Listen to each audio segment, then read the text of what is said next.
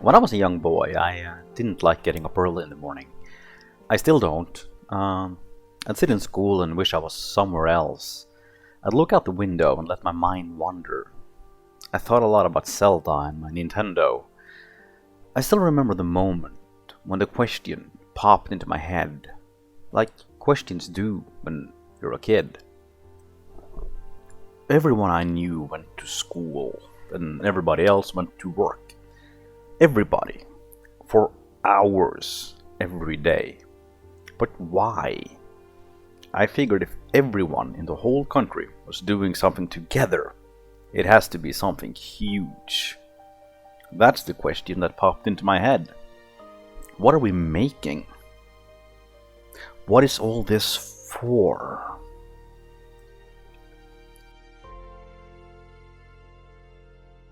I did what any kid does. I asked the teacher, and then every other grown-up I knew. We gotta go to work to get money, they'd say, or to keep society moving. Well, okay, moving where? I don't know. Who knows? You'll understand when you're older. Eventually I stopped asking, but the question, well, that stuck with me. The notion that all of this, the early mornings, the effort, the work, that it's all done just to keep the world spinning, just to keep us alive for another day, another year, another generation, that never sat right with me. It still doesn't. What's it for?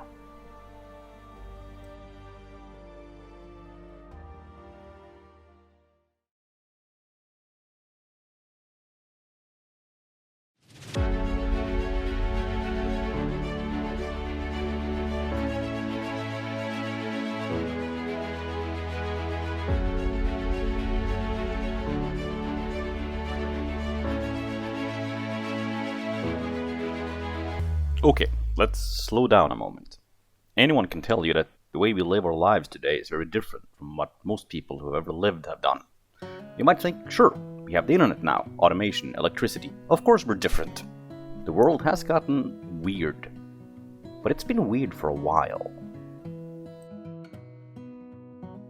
Our species of human is roughly 200,000 years old. For the vast majority of that time, we've lived as hunters and gatherers. Then, starting some 10,000 years ago, give or take, we see the start of what we came to call the agricultural revolution.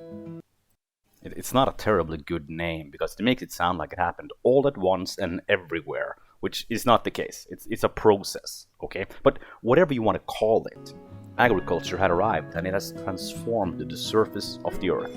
We domesticated plants, animals, and most importantly, we domesticated ourselves. We built walls that separated us from the wilds. We built fields under our control. And while populations exploded, it came at a cost. Individual health declined as nourishment became less diverse. Proximity to animals allowed diseases to cross over to humans. And working in the fields was harder and more time-consuming than the old way of life. Now, 200 years ago, around 90% of society still worked in agriculture. Today, that number is less than 10%. The rest, the superfluous farmers, they transitioned into the economy. They went to work. It's common to have a job now. I see them every morning running to the subway. Maybe they love their job and can't wait to get there. Maybe they're just running late this morning. Anyone who has ever been on the subway during rush hour knows one thing. There's a lot of people here. I understand the rush. We've quantified time itself. We've standardized the work week into 5 days on and 2 days off. Each day consists of 8 hours of work, 8 hours of self-management, and 8 hours of sleep. There are rarely enough hours. I understand why some people run. Now, if you consider this a process that has been going on for 10,000 years, We've built walls, cities, kingdoms, empires, economies, systems of classifications, taxonomies, and on it goes. But what's it all for?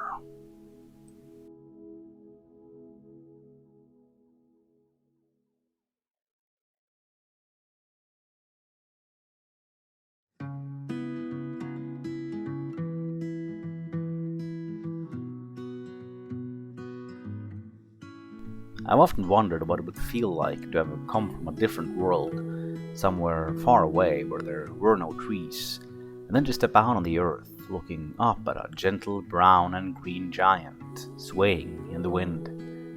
I can't know for sure, but I think it would knock my socks off. Now, the tree stands tall, but if you're looking for the good stuff, you have to start digging. It's a good philosophy in life. The good stuff is always beneath the surface. In the case of trees, it's the roots. But not just the roots. The mushrooms. We now understand that the forest is one enormous interconnected network. It exchanges information and resources. When an insect starts chewing on the leaves, word gets out. And when one big tree that got lucky with its genes or its location manages to grow up more water and nutrients than it needs, it distributes those to other trees. Even trees that are nothing but stumps have been kept alive for decades, thanks to this underground mycelium network.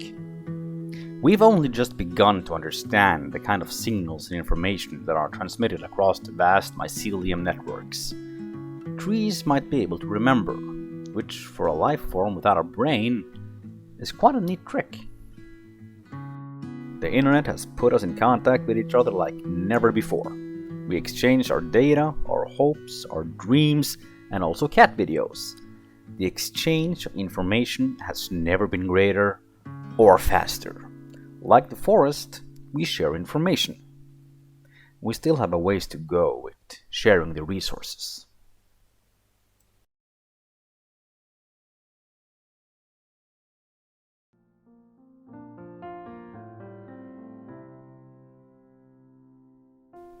Economy. The word comes from the ancient Greek word oikos, meaning household. It's changed meaning a bit since then. Everything does. Throughout our history, we've always had problems with resources. Not enough food, not enough money, not enough energy. That last one sounds a bit too familiar right about now. But when it comes to food or money, we got plenty. We often hear talk about the problems of poverty or solving hunger. It's not that we don't have enough food to feed everyone. We do. The top few percent of society hold most of the money. We don't have problems of hunger or poverty. We have problems of distribution. We left the trees behind and built houses instead. We've built walls to keep the world out. But anyone who's ever had a problem with rats knows just how useless walls can be. The city is not separate from the forest. The city is in the forest. 10,000 years of agriculture, and the best way to stop a rat is still a cat. On the scale of the universe, the Earth isn't big. Nowhere is that far away. And a few 100,000 years, why that's practically just a little old cosmic nap. In every sense of the word, we have only just begun. Once we thought we were the peak of creation. Now we know that we are just a very clever animal. An ape on a rock hurtling through an infinite abyss. Once we thought our cultures were separate from nature.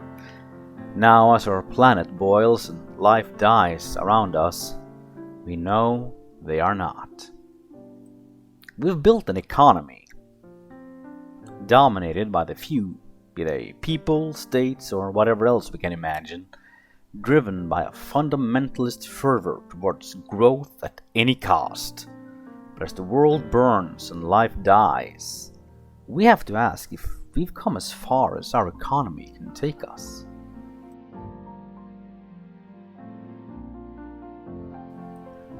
I keep asking what it's for. 10,000 years of work and loss and kissing and fighting. Perhaps it is simply this: to learn to be better humans. Maybe what we are making, in the end, are better versions of ourselves.